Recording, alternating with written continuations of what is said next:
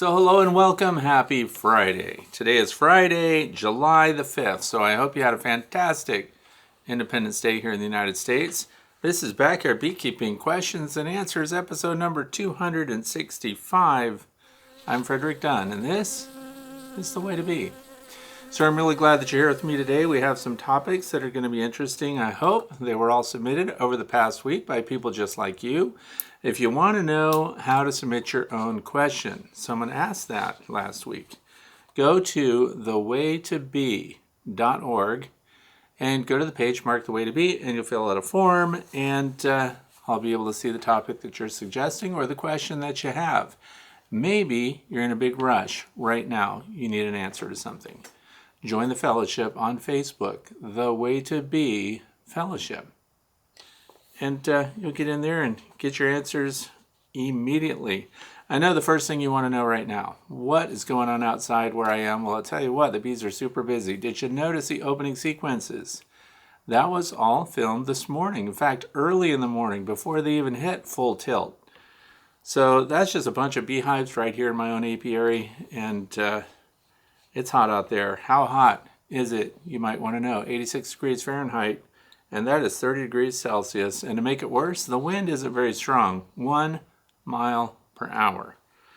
So the good news is 59% relative humidity, which means that's why the bees aren't all bearding outside the hives and trying to dry out all the nectar, and we are in the midst of a big nectar flow. And then you're wondering, what are they on right now? Where? In the northeastern United States, the state of Pennsylvania, agricultural zone 4. Milkweed, stronger than ever.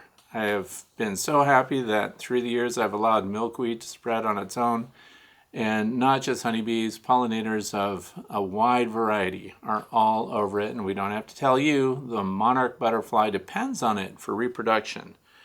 So the linden trees, they're finished. They lasted about 10 days, 11 days, and then the flowers are done. So the good news is when you have linden trees, they provide other services. They shade the ground, and with heat like this, you'd be very happy that you planted some big shade trees. So linden trees are done as far as the bees are concerned. Comfrey, by the way, normally not accessible to the honeybees because the comfrey flowers are too long and the honeybees can't get their little tongues up in there to get the nectar. But who's helping them out? The bumblebees. The bumblebees are chewing right into the side of the flowers, and they repeatedly visit those holes. And guess who discovered them? The honeybees. So the honeybees are all over the comfrey, more this year than I can ever remember. The other thing is now, let your grass grow a little taller, let your clover blossom, and let your bees go after it.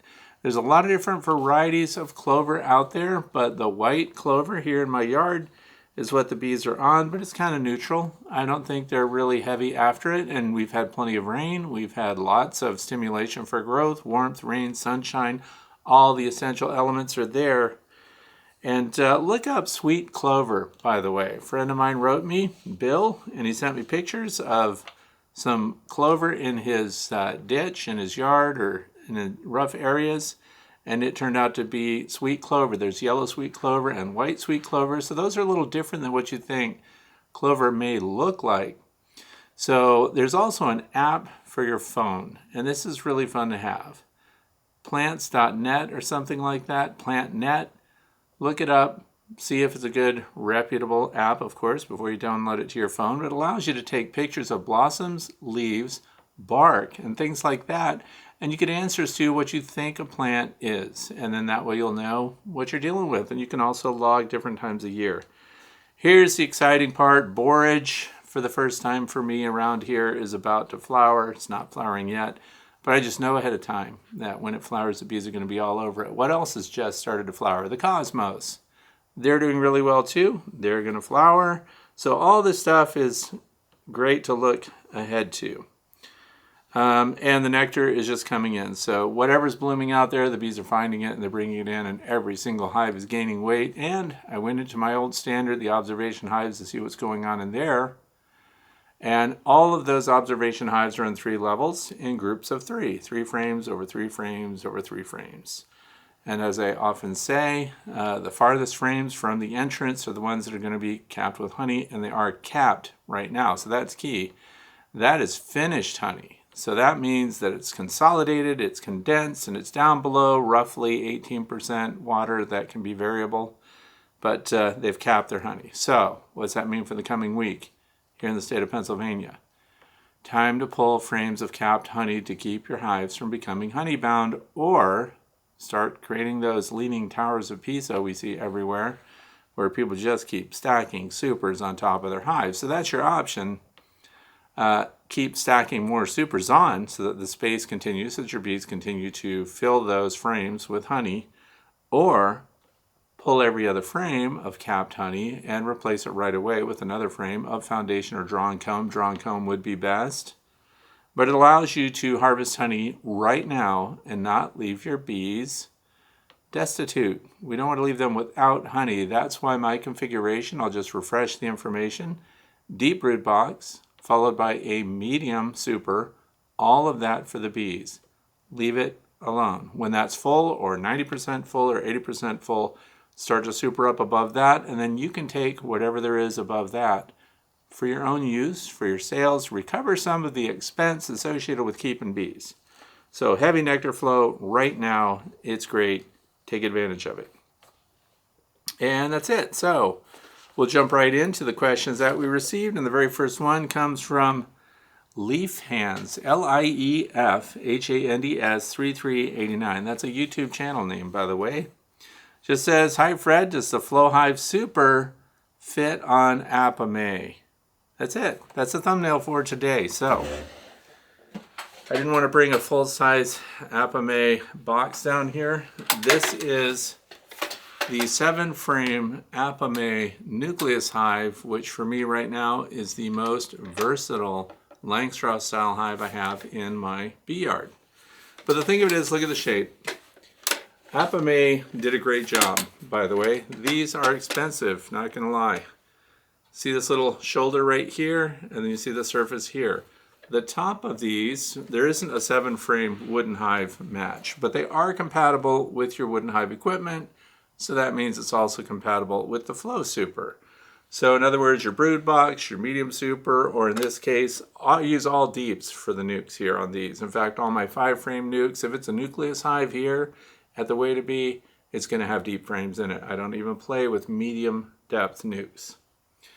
The thing of it is, woodenware will sit right on top of these and match them. 10-frame Langstroth hives, wooden, will sit perfectly right on top of the Apamea hive. I've got some out there right now that are set up that way. Here's the thing. This is plastic. So the Apamea hive, this surface right here, obviously does not grip the wood very well. So the concern is that your hive could slip around a little bit.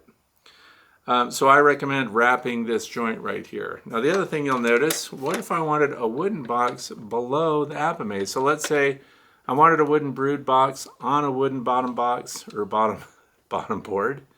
And then I wanted to put an Apamea super on top of that. Would that be compatible? It is.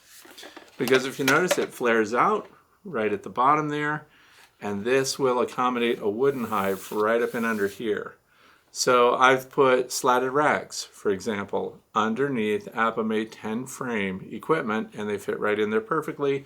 Because of that overlap, there's no side gap exposed to the weather. So that design works really well.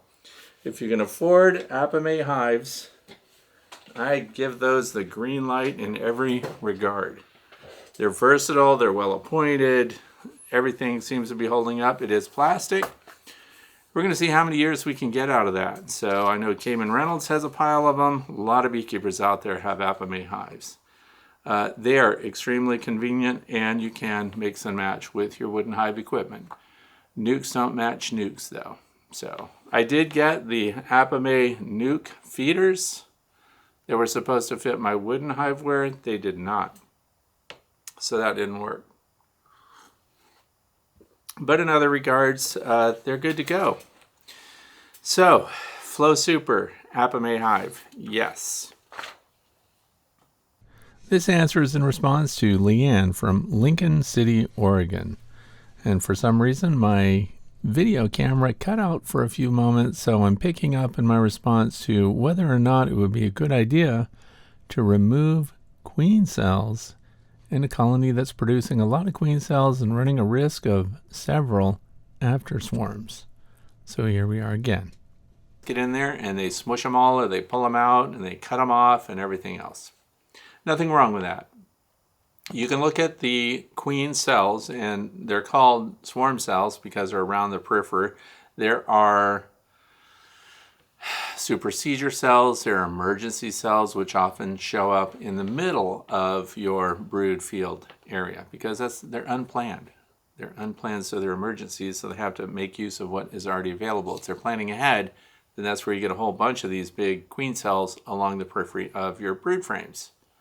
So inspect for those. It's good to know about it. So anyway, if I were going to squash a bunch of those, I leave insurance policies because I don't want to completely wipe out my hive's reproductive potential. And so what I look for would be the queen cells that are well constructed, lots of wax on them, heavily mottled. You'll see that some queen cells are just very smooth, skinny, not a lot of nurse bees hanging out on them. And others might have a good collection of nurse bees on them, which is why often you don't even notice that you have a queen cell because it's hidden under a bunch of bees. So paying attention to the perimeter of your brood frames and things like that, adjacent frames or frames directly above them even, and between frames, nothing feels worse. Well, a lot of things feel worse, but it feels pretty bad if you pull a frame off, if you're pulling an upper box, and in between the frames, somehow you pulled apart a queen cell. Heaven forbid that was their last-ditch effort to reproduce a queen and then, of course, save the colony. But the good news is I got a message from Leanne that says, good news, July 4th, update, queen spotted. All good. So there's a queen in there, suspect virgin queen, because she would be so new. On average, you're going to hear a lot of different stories on this, but on average, it takes about 9 days after a queen emerges from her cell to finish maturing, to get physically stronger, to exercise her wings. In some cases, queen honeybees even take orientation flights. That's interesting too. But about 9 days, she should be capable of flying out. So it is reasonable to think that one of the queen cells produced this queen and that she is still a virgin. So she'll be flying out to mate sometime in the coming week, I would think, or shortly the week after. But it's good news. Everything's good to go. Leanne has no problems. But I do recommend personally, create a nucleus hive. If you've got one of these swarm generators that just keeps going on like my observation hives do, I leave my observation hives alone as far as that's concerned because they do continually replenish themselves, produce new queens, and send out their workers, which this year I've been harvesting and cycling back to other beehives. So if I have a weaker colony of bees, I collect the swarm off of the branch of the tree and I put it right in front of the hive I want them to go into, and I've had very good luck with that. And I got called out on one of my videos that somebody was furious that I'm enslaving bees and using their resources for my own purposes, and that my bees were obviously very unhappy. First of all, you don't know if your bees are happy or unhappy. They don't have human traits. They don't have human emotions. But the colonies that I was being called out on are observation hives. I never take honey from those. Never. Ever. Everything that goes on in there is just the natural colony of the bees. The only thing I do is I do take action if there are varroa mites showing up on the removable inserts under the hives. I might treat those hives for varroa mites. So no, they're not in service to me other than to allow me to look into the inner workings of the beehive and see what's going on with honeybee biology on a daily basis if I want to, without interrupting the bees' normal behavior. But because these are small hives, they generate a lot of swarms. So even when you see multiple cells, often they'll only generate 1 or 2 swarms. There are some genetic traits that some other bees may swarm more frequently, keep smaller brood areas, and even the swarms that go out are medium in size. They're not these giganto swarms that we would all love to have and start an entirely new colony with. The other thing that you should know is we're into July now, and at least in the northeastern United States, it's a little late. Now, somebody else had a question for me when I said that this is late to be cycling back a swarm. And by that I mean you're not going to get a bunch of resources from a hive that you start this time of year. Does that mean that they're doomed and that you should not put them in a hive? I say yes, put them in a hive, but me not wanting to expand because I'm beyond 42 colonies right now, I don't want that, so I'm trying to taper back. And so swarms that I find now, where in the past I might have hived them up in new equipment, something like that, I am all out of new equipment. So I am reinforcing colonies that might be underperforming. Now, what's the benefit of that? The benefit of that is they get a stronger workforce already. They get foragers already. Whichever queen is the preferred by these two colonies that I combine, that's the one that will allow to live, and that's the one that will prevail for the rest of the year. So you can actually take weaker colonies of bees that you would have no hope of getting honey from, for example, if that's your goal, and by combining them and strengthening the workforce, you might see a marked increase in their ability to provide resources for the hive and build a surplus for winter, because it's exactly what they're doing right now. And guess what? Here's the best part. The biggest nectar flow here in the northeastern United States comes about mid-August. So that's when goldenrod and asters and a lot of other secondary nectar flow plants kick in, and that's where me personally, historically, would get the most honey, is at the end of the year. Beginning of the year, we're building bees. So there's kind of a saying, you're either growing bees or, developing honey resources. Because the two, if there's a lot of bees in a hive, then they consume resources, blah, blah. So we can combine swarms with colonies, and these, I should be clear about this too, swarms that are my own bees. So they've come out of one of my hives, they've gone on a tree nearby, and then I'm cycling them back. Now, can I take that swarm and put it right back in the original hive that it just came out of? Yes. How do you do it? That's a self-rehiving swarm. I caught the queen from a swarm that we just had, and it was interesting because she went right into the bee vac right away. And so I stopped collecting the bees from that swarm just to see and just to make sure that I collected the queen and a couple handfuls of bees right off the bat. And so now we watch the branch that the swarm was on and see what they're doing. Well, if we really did get the queen, and I took her away and put her in a building, of course, so that her pheromone wouldn't draw a bunch of attention from those remaining bees, then what they did is they searched all over for the queen. They can't find her. So now what? What does a cluster of bees do with no queen present? They go back to the hive they departed from. So, in that way, we did not lose the workforce. So the workforce goes back. Now I have this queen with a tiny cluster. What do I do with her? She's in a 5-frame nuke single level box with her cluster of bees. So now that basically turns into a mating nuke, and we can see how she does. But in the meantime, we returned that swarm, that large cluster of bees, back to the hive they came out of.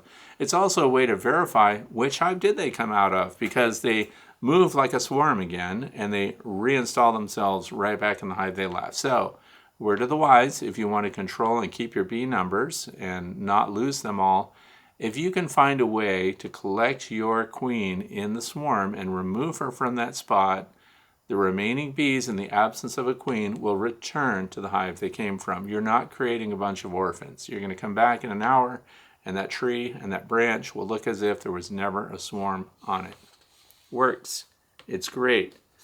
It's a feel-good moment when things go right. Question number 3 comes from Andrew, Larbert, Stirlingshire, United Kingdom.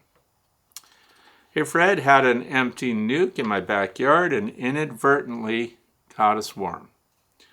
I've moved it to a site away from the other bees, and after 24 hours, I gave it 1-to-1 sugar syrup.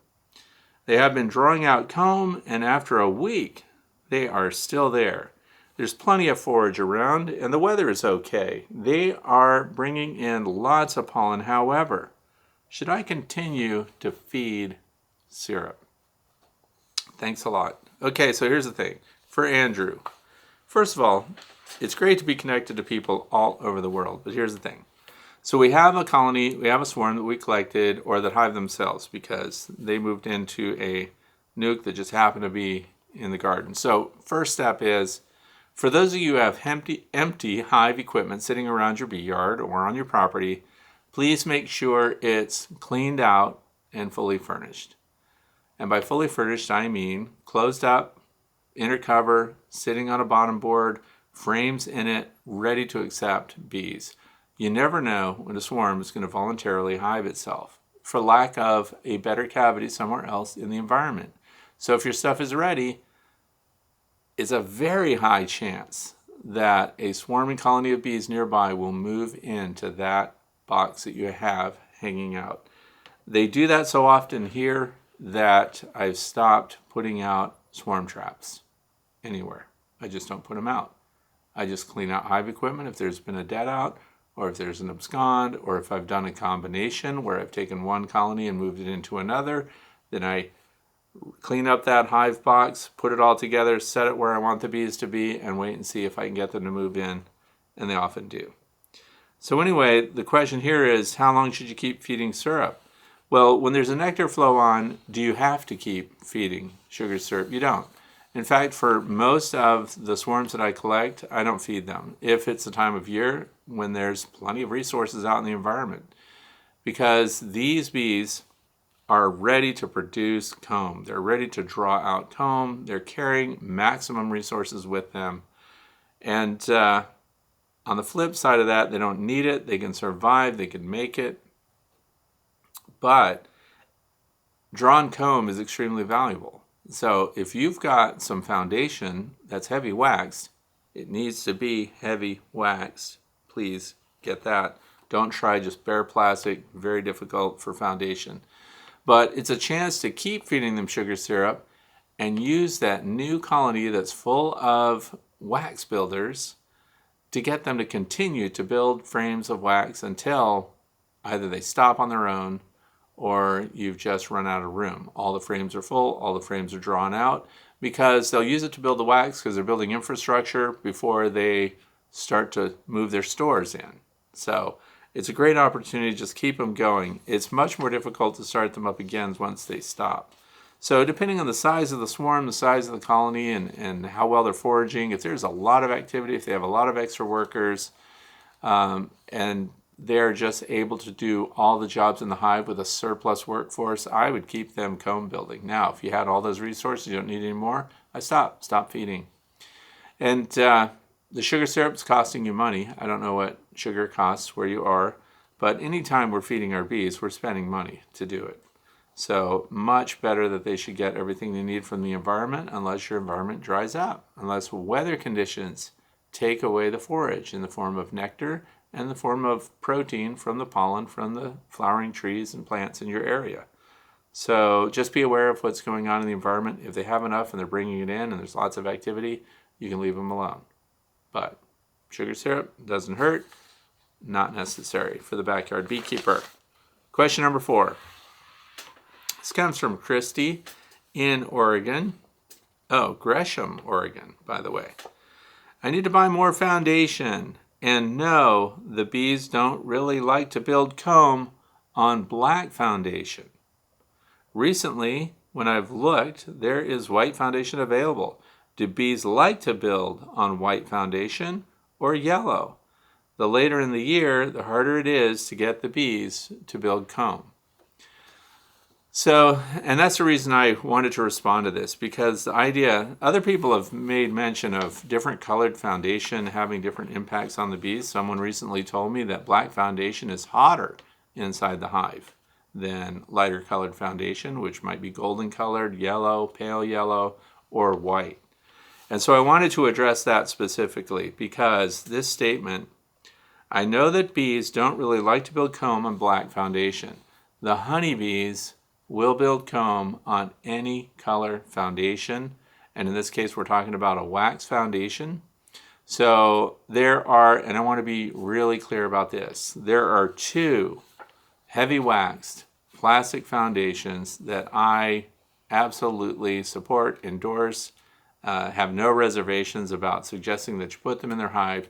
And the color matters not at all to the bees. There's no thermal difference. There's no preference on the bee's part to choose white over yellow over black. And you have to think about what's going on inside the hive. How do they even see the colors? They don't. They don't see color. What they know is, sensory-wise, is this piece of plastic covered in real beeswax? If it is, that's a candidate for your bee to start working in. Is it a heavy coating of beeswax? Even more incentive for your worker bees that are in the wax-producing stage of their life to start to draw out that comb.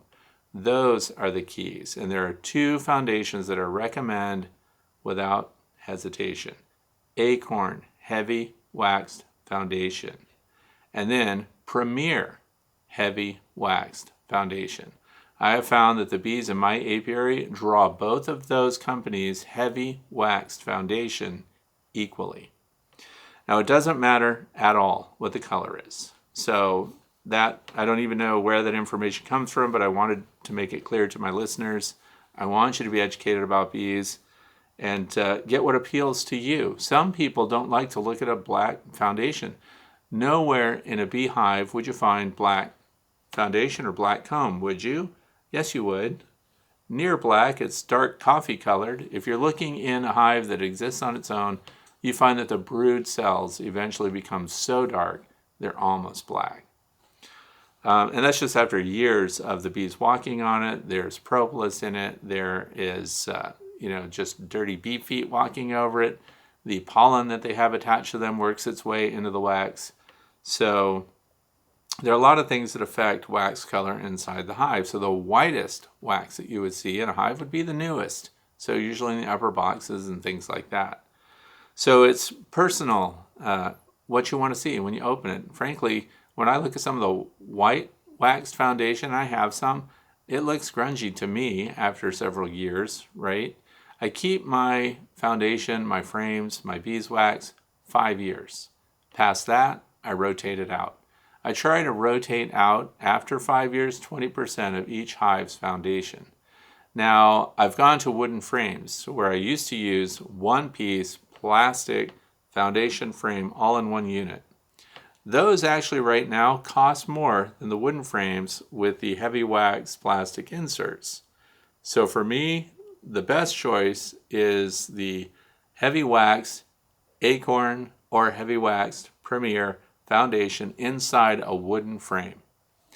And the reason for that is also when we look at uncapping and using uncapping knives and tools like that, or even I noticed it particularly when my 8-year-old grandson was helping inspect a hive, and he gets right in there with his hive tool. He's very confident and his hive tools are sharp. When he was scraping the burr comb off of the top of the back of a plastic foundation frame, he was also scraping some of the plastic. So, and because it was black, it was clear that he was getting little ribbons of black plastic frame into the honey that we collect, not the honey, the beeswax that we collect in a bucket, and then later we render that and we turn that into, of course, beeswax blocks that we use for a lot of things around here. So what's the likelihood that a little ribbon of black plastic would find its way into the finished beeswax rendering?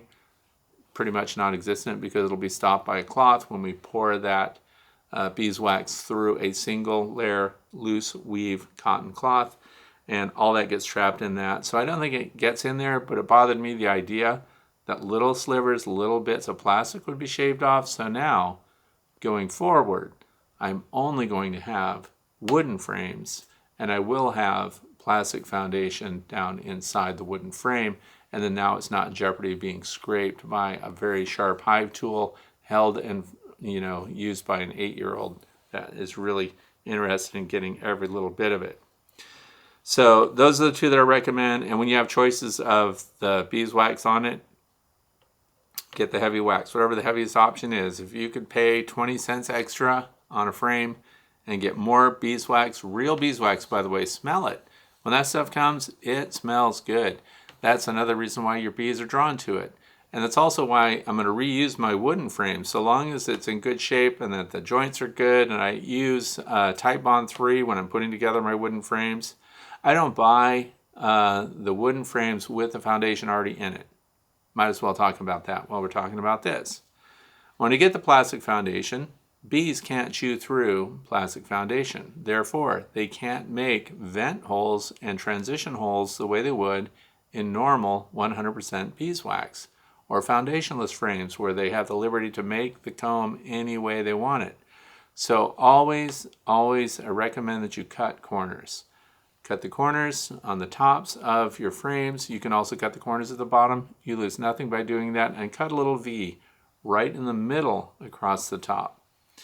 And the reason that you do that is if the bees don't need the hole, they can fill it with comb. If they do need it, they leave it open and then they just close in the edges and stuff, and they make these little transit ways, which they use for ventilation, for going from one end of the hive to the other and not having to go all the way around the frame, for example. So there are a lot of things that are practical to do when you have plastic foundation. Another question, might as well hit this too. I get questions frequently from people that think that plastic inside a beehive results in microplastics in your honey. That has been tested, and time again, those tests have been repeated in real labs, real studies, and microplastics are not coming from plastic beehives or plastic foundation on its own. Now, if you're in there mechanically scraping away at stuff, that alters things a little bit. But I do want to say right now to those that are listening and paying attention, please do not ever put Swiffer. A lot of the companies and the study that this was done, they don't name it as Swiffer because there may be some liability there, but I'll say it just because I'm giving you a basic recommendation. This is my opinion based on scientific research. People put microfiber plastic cloths like Swiffer cloths in their hives on the top, and they'll even work it up a little bit, what we would call friable if we were looking at asbestos and things like that.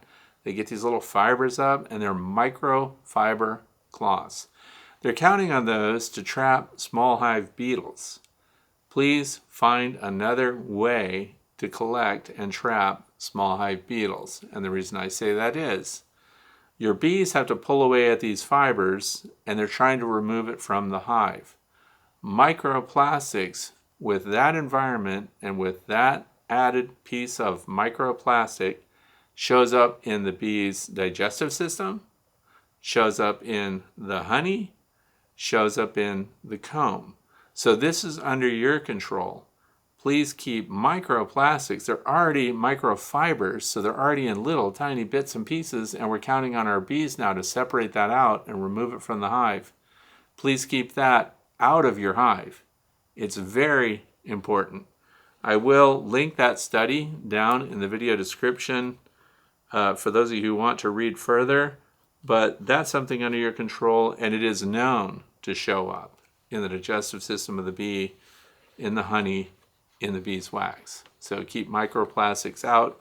To date, there's no official study that has shown that the interior surface of a plastic hive, and that includes the polyhives, apame hives, and things like that, that is not showing up in the honey or in the bee's digestive system. Bees don't chew it, apparently, and digest it. Ants will chew polystyrene, right? So I don't even know what's going on with the ants. So it's another thing, it's going to be a choice that you make. I can't imagine anything chewing the foundation. In fact, one of the selling features of these plastic foundations, other than the fact that you can power wash it and recoat them with wax, and they basically go on and on. I've never worn one out.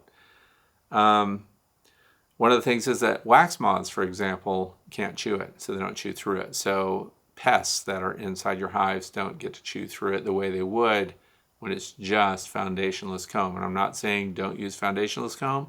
I'm just saying this is one of the selling features of a wax food grade foundation. So that's enough about that, but please pay attention to the microcloth, microfiber was a big eye-opener for me. I am very happy that I don't have to deal with small hive beetles in the first place. But when I first got into the flow hives, they had that removable tray underneath. Those trays were perfectly sized for Swiffer, the Swiffer dusters, and so I was taking those and putting one in each of those compartments. That didn't work out for me because it just filled up with bits and pieces of beeswax and propolis and little cappings, and I wasn't necessarily trapping at that time Varroa destructor mites.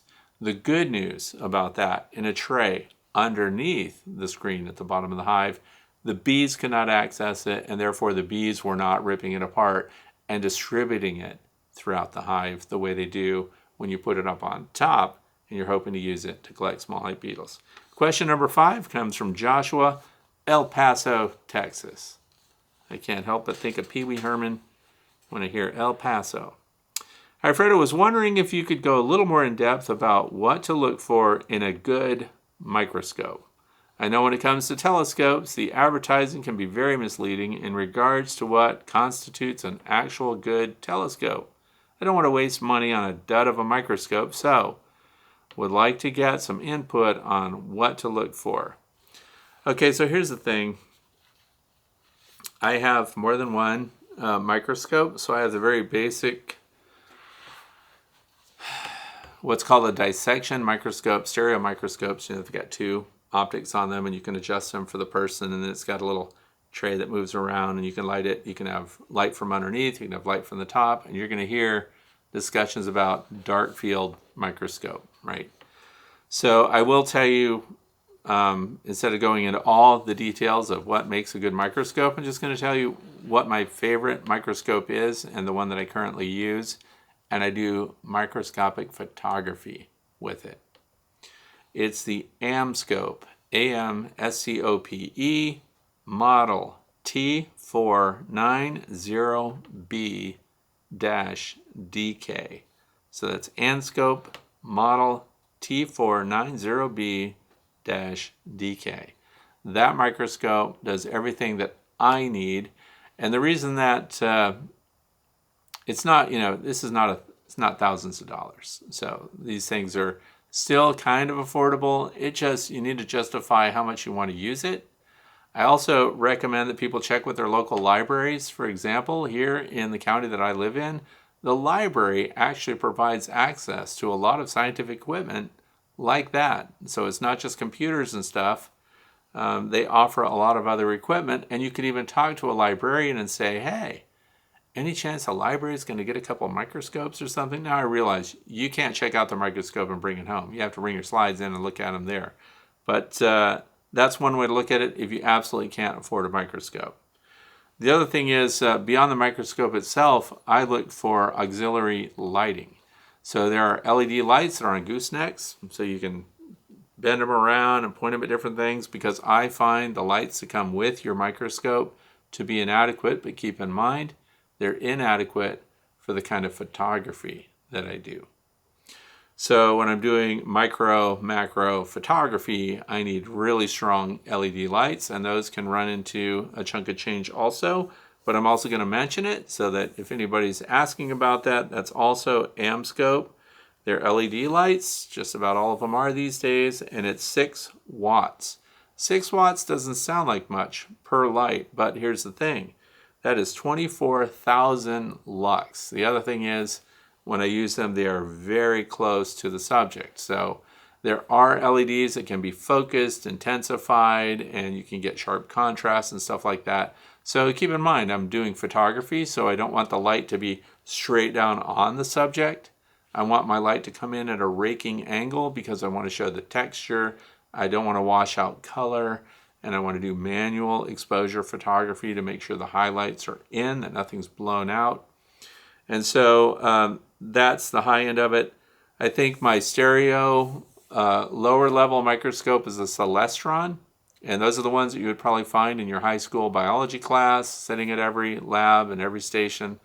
And those are easy too. I like to look for features where the deck on the microscope underneath your optic has little wheels, little controls that shift it side to side and forward and back, because it's very hard when you're at maximum magnification if you want to pan across something or get to another part of your slide. If you're trying to move that with your hands, and just reposition the glass slide that you put in there, that's very tough. So also look for those that have micro controls to move the slide deck side to side, front and back.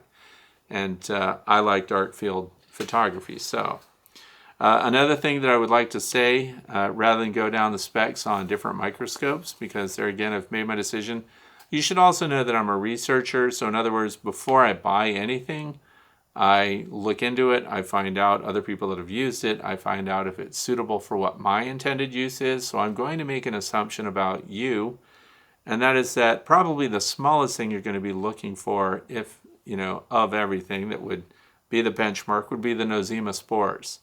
Those are the tightest, they require the highest magnification.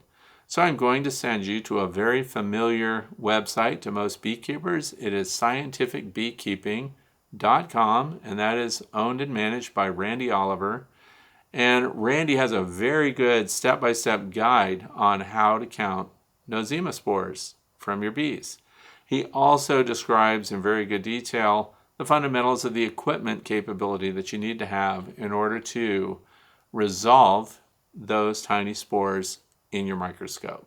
So I'd rather send you there and have you look that over and make a choice then and get the best microscope that you can afford. When I was a little kid, I had a microscope. I had the Gilbertson chemistry set. I think the microscope in there would probably sell for $30. I don't know. That was a kit grade or a science, for a kid at home to have that little single optic, the single piece going in. And the stereo microscopes for me are better. And some of them have a central opening also so that you can put an adapter on your camera and put your camera in there. I don't know if I should say, I don't like the digital microscope cameras that you buy that are sold for that purpose. I find those to be lacking in resolution. A really good one is like 12 megapixels. So depending on if you're just trying to learn or see what's going on, that might be adequate. So digital microscopes can get you the information you're looking for, but to me that just doesn't pass the basics when it comes to the quality that I expect if I'm looking at something. Because if I find something worthwhile, I don't just want to see it really well, I want to make a video or a photo of it. So my standards for the microscope may be above and beyond what your needs would be for what you're trying to find out. So Scientific Beekeeping, look that up, get your minimum magnifications and stuff like that. Randy does a great job of explaining that, and then get it. I will put a link to the microscope I use, in fact both of them, and I'll also put a link to the LED lights that I use. Otherwise you can just look up the model that I already named. Question number 6 comes from KD Cura Bees. That's the YouTube channel name. Winter here now in Brisbane, Australia. Really? It's winter there? Sorry about that. Anyway, bees don't seem to have much food this time of year. I am feeding 1-to-1 sugar water. My question is, does sugar water give the bees toilet problems? I.e. runny poo. Okay. So wintertime. Wintertime is a lot of different things for a lot of different people, depending on where you are. I don't know what the temperatures are like in Brisbane. If it gets below freezing and your bees cannot fly, that's where we do not feed liquid resources to the bees other than the honey that they already have in the hive that they've already kept and stored. When it comes to winter feeding, if the bees can't fly, that's when they can get dysentery, they can get diarrhea, but that's not what causes it. In other words, sugar syrup is not the cause. The cause of them needing to eliminate is the buildup of moisture and everything else in the bees and the inability to fly out and do a cleansing flight. So I don't know if it's freezing there. So for here in the United States, when we get into winter, and my test or my benchmark for that is when we start getting nighttime temps below 32 degrees Fahrenheit, as we get into the fall, that's when I would call all stop on liquid feed. So the sugar syrup is the most common thing. The sugar syrup by itself does not cause dysentery. Lots of studies have been done. It's been looked into. And remember, it's just a sugar, it's just an energy source for your bees. So if your bees do have dysentery, look for other causes, but I would stop feeding that. In fact, over the past couple of years, we've been putting the fondant on after we get past the freezing time. And that again is an emergency resource. We're going to be talking about that here in the United States more as the season goes on. But because you're in winter right now, we should talk about providing emergency resources for your bees. So, of course, the number one thing to provide for your bees would be the resources that they themselves have collected through the year and the honey that they've put away to get them through winter. So then beyond that, we put up emergency resources. If you put the syrup on, for example, too soon, they may show a preference for that and use it. They will use open sources of sugar syrup before they will cut into their own capped honey. So some people don't mind that. And it's something we'll talk about here too as the year goes on, because I don't want to be talking in the middle of summer or the beginning of summer about what people should do to prepare at the end of the year.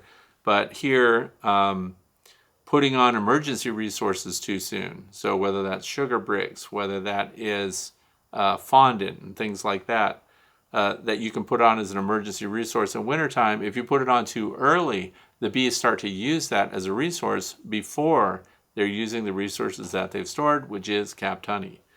And then, if they do that, that means the cluster moves up too soon.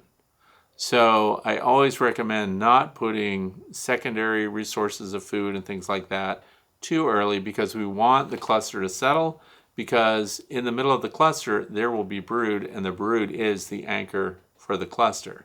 And then we can have, the mantle bees going up and getting those resources and bringing them back. So I know that's more of an answer probably than you were looking for, but I wanted to kind of give a complete picture on that. And then, of course, the bees will consume those resources. But if they've got cleansing flights, it's up to you whether or not you want to continue to feed sugar syrup. Later in the year, the mix of sugar syrup differs. So, for example, if we were hiving a colony of bees right now that seemed weak, that needed a boost, just because they don't have the bee power to do all the jobs that they need to do, 1-to-1 sugar syrup is a light syrup. So then maximizing the sugar content later in the year gives the bees more with less effort. So the 2-to-1 sugar syrup is what would be fed as we're getting close to the end of the year. And so that, when you really think about it, that's a lot of sugar. That is 16 pounds of dry sugar added to 1 gallon of fresh water. So you really have to heat the water just to get that, and it is a heavy syrup. So as we get into winter, colder weather and stuff like that, if you're going to feed sugar syrup, reduce the water content, increase the sugar content until it's a 2-to-1 ratio by weight. And I might as well add this in because I never know who else is listening. We don't want to think that raw sugar is healthy for your bees. So it's kind of backwards, because processed sugar, that's not good for anybody. Those are empty calories. It's true. And it's these empty calories that are providing the energy resource that your bees need. If we're using raw sugar, there are other things in it.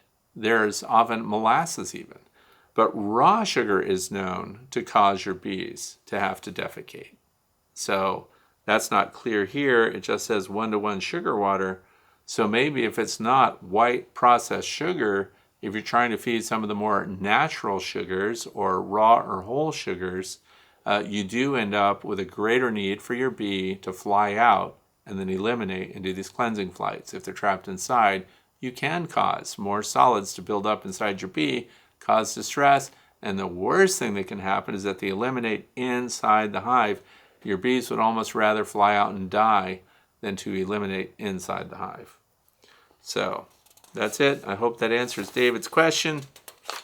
Question number 7 comes from We're Gonna Buzz, I think. It says We're Gonna BZZZ4648. That's the YouTube channel name. It says, question regarding comb honey. My granddaughter and I harvested 3 frames of foundationless comb honey and placed them in the freezer. After thawing, cutting the combs, and boxing the product, does comb honey have the same shelf life as regular honey? Our county fair is early in the summer, and before the honey harvest gets going, and my granddaughter is wanting to show comb honey next year instead of just liquid honey. I'm also curious how long it can remain frozen prior to processing it. Okay, so here's the thing. And I've tried to interview people that exhibit honey, that exhibit bees products, right? The winners, right? So that's Myra, among other people. When it comes to comb honey, here's the thing. Once it's done right, once you've cut it, you've drained off the edges, you've put it in your boxes and things like that, there's no limit to the amount of time it can stay in the freezer. In fact, I highly recommend it stay in the freezer until you get within a couple of days or a day before you submit it for competition. And now, disclaimer, I don't compete in anything, ever, anymore. I don't compete in photography. I don't compete with bees. I don't compete with honey and beeswax or any of that other stuff. I guarantee the outcome and remove all stress from my life by not entering and having any chance to win. So there, now that that's there. But what I don't want to happen when it comes to comb honey, and for those of you that don't know what that is, that means the bees have built out the foundation themselves, they built the comb themselves, they put the honey in it, they cap the honey, and it's 100% from the bees. So the risk to me is, let's say that was late season honey that they did that with. Let's say that that has a bunch of aster and goldenrod in it. I'm not saying that that's 100% what it is, but I'm taking kind of the worst case scenario. By worst case scenario, I mean honey that is prone to set or crystallize. We don't want a bunch of crystallized honey in the cells of comb honey that we hope to win an award with or give to somebody else to eat. I don't like to chew grainy honey in comb. So when you put it in the freezer, the honey never actually freezes. It just becomes very viscous and it stops moving around. So it also stops crystallization, which means that now you're going to have nice, fresh, liquid honey in the comb at the time that you hand deliver it to someone or you submit it for your competition. So it's unlimited. You can keep it as long as you want. Now, the other part of the question is, does honey in the comb have the same shelf life as honey in a jar? Sure does. It will last the rest of your life. The question is it going to be crystallized or not? And that's pretty much it on that. That was the last question of the day. We're in the fluff section. So I'm excited about some things that are coming up, things that we want to do here, other than the fact that my grandson is making me harvest honey this coming week. So we're going to be doing that. Anyway, so watch your nectar flow, stay ahead of it. Just that bee activity this morning, you're about to walk out into your bee yard and smell honey in the air. It is, now maybe where you live, that may not be the case. Here in the northeastern United States, everything is just this combination of rain at just the right intervals, followed by several days of sunshine, then a couple of rainy days, and several days of sunshine. You get the picture. It's perfect for growing everything. The environment is lush. My pond is full. Everything is great. So so watch your nectar flow. Stay ahead. This is your plan of the week right now, depending on where you are. The other thing is I want to give a warning, a big warning, and I'm going to do a special, short video about this in the coming week. Oxalic acid vaporization. So here's the thing. I wear the full mask. I don't play games. So you have to wear, if you're using vaporization, I don't care what piece of kit that you're using to do it. It might be an open pan. It might be the Instant Vape. It might be the Insta Vape. And it might be the Loravi's vape. Whatever you're using, it is potentially incredibly dangerous. And so the reason I want to say that is you can't relax about safety equipment with that. Like I said, I was wearing the full 3M mask. I had the organic filters on and everything else. And the air was so still that while I was doing oxalic acid vaporization on the beehives out in the bee yard, there was the slightest breeze wasn't there to move the vapor away. And I could feel a little bit of it get in. It felt like, and it was irritating my eye. So then I thought I had something in my eye because it just felt grainy, like you had tiny micro specks of dust in your eye that just would not get out. And so, I spent a lot of time trying to figure out what's in my eye. And then it took me days later, it's better now on its own, thank goodness, to figure out that when your eyes are exposed to oxalic acid vapor, you can get conjunctiva. In other words, there are lots of issues that can show up with your eyes, and it can be extreme. So look it up. Look up the MSDS sheet. Look up what even the government says or what medical professionals say, eye doctors in particular, when you are exposed to oxalic acid vaporization. Now, we all think lungs. We don't want it in our lungs. That way we put these vapor filters on, the approved ones, the correct ones, right? And everybody that does a video about oxalic acid vaporization, safety should probably be the very first and the very last thing that gets mentioned on those videos. Because some people just put the respirator that only covers your mouth and nose. Now, sure, that protects your lungs, but exposure to your eyes can be a big deal. So you need to have safety glasses, the kind that are sealed around your eyes, not just, projectile safety glasses. You need the ones that seal right up against your eyes, and better yet, though it's incredibly uncomfortable, the one face whole head mask, because I had a very mild exposure while fully protected. So I am going to do a quick tip coming up this week, because I'm going to talk more about additional safety when using oxalic acid vaporization. I wanted to share that with you. This is not something that kids should be doing, young teens. This is something adults only should be accepting the risk of using oxalic acid vaporization. Now, you might be sitting there going, well, give us an alternative. Well, the dribble. So, in fact, look at, let's send you back to scientificbeekeeping.com and look at Randy Oliver's current dribble mixes, formulas, and results. Keep in mind, you have to follow the label and you have to use things that are legal. But I want to protect your health above all else. Better to have Varroa and keep your eyesight than to take a chance and find yourself in a cloud of oxalic acid vapor. Not good. Okay, so anyway, it's a great time of year to plan for next year's landscape. We're seeing what's working, what isn't. I have questions about how meaningful the nectar flow is going to be from soybean plants, because we have hundreds of acres of soybeans around here. So I'm not going to plant soybeans, obviously. I'm not.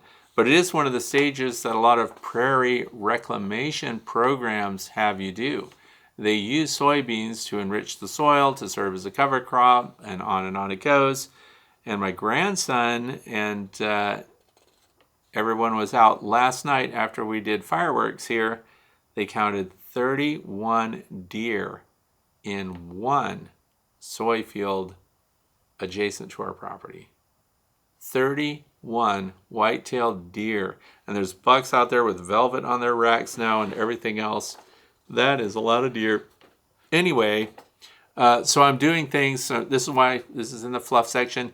Keep deer and rabbits and things like that out of your plantings. Last year I lost 100% of my sunflowers to a doe and 2 fawns who just parked in my field and ate them every night, all night long. Very frustrating. So now I use, some people call it liquid fence. It's deer and rabbit repellent. Worst smelling stuff you will ever use. Worth it. So the reason I bring this up is I'm going to expand milkweed. As we know, if you've been listening to me, I have lost my blue giant hyssop that I was so excited and proud of. Planted it all, and one of the animals that survived winter really well and just goes after that stuff, and I don't think liquid fence even helps with these guys. It is the voles that scoot around. They pulled out every single one of those. So I'm looking at other plants that don't require protection, right? So milkweed. nothing's eating the milkweed, so that's good. And milkweed is fantastic for our bees. So I did a medium depth dive on milkweed. And I'm going to tell you what my favorites are going to be for the coming year. I've already ordered mine, so I'm not worried about them running out now. Because it's the other thing, when you get to the time of year when all the garden centers are running specials and people are trying to plant like spring, and people start thinking in March, February timeframe, and then you find out the plants you want, the seeds are not available from the most reputable companies. So I'm going to talk to you about the milkweed varieties that I'm going to be starting, because so much of what goes on with the milkweed happens underground. If you can get them started, then I don't care if they reach flowering stage this year. I just want to get them started, get the root systems going, and then next spring they'll come back and now I'll have the stand of milkweed. Hopefully that works. Now, I'm no master gardener. This is trial and error, but I have a really solid acre of milkweed, and you can just smell the air. The nectar is heavy, covered in bees, and the bees are repeatedly visiting the same milkweed over and over. How do you know if a plant is giving a lot of nectar? How much time is a bee spending on the plant with its tongue extended? And they're just getting a lot. So anyway, number 1, showy milkweed. That's the name of it. It's good stuff. Zones 3 to 9. I'm in zone 4, so that works great. Grows about 3 feet tall. Here's the other important part. We want plants that fill in the nectar gap. So if you're in an area where your bees find themselves in a dearth, by the way, you have to plant a lot of this stuff to have an impact on your bees' foraging and resource capability. June, July, and August, that's the bloom period for those. Those are great times. June and July, these are otherwise, no wonder they're not paying any attention to the clover. They are all over the milkweed. So that's fantastic too. Next one, rose milkweed, also known as swamp milkweed. Also good for June, July, and August. And it's called swamp milkweed, but it doesn't have to be in wet soil. It tends to grow in other places too. Now the kick there is getting them started. I'm not going to lie. I've planted those every year for the last 10 years. I don't think I have one that's growing anywhere yet. So I'm going to improve on that. In fact, I'm just fortunate enough to have an expert on propagating perennials, and I'm going to hit her up for more information on this stuff. And we're going to be talking more about it. And here's the last one, whorled milkweed, W-H-O-R-L-E-D, milkweed. And the reason that I like this one, the reason I'm going to add it, it's also good for zones 3 to 9, but its bloom period is July, August, and September. So that pushes us later into September, where here the goldenrod, the asters, and things like that are also kicking in. So this is going to allow your bees to recover from the resources that you're probably going to take from them in the latter part of the summer, right? And they only grow 1 to 2 feet tall, so that whorled milkweed, you're going to plant that as a border plant or something like that, and then just let them go. When people say that, oh, watch out, those things are really going to take over an area, well, they're native. And I would just assume they took over because we don't need more thistles. My wife wanted me to get rid of all the thistles in a field, and honeybees love thistles, so I'm just going to have a hard time finding them, I think. So that's it for the milkweed that I want to do, and I think that's it for today. So I hope you had a great 4th of July, those of you here in the United States that celebrated our independence, and you should. It's a lot of fun. And you probably still have the weekend off. You have family around, and great time to start thinking about and planning well ahead for next year's perennial resources. For us, the annuals too, but I really am looking forward to borage. So I hope you learned something with today's video, and I want to thank you for watching and listening. If you still have questions, please make your comments down in the comment section below the video. And have a fantastic rest of your weekend. Thanks for watching.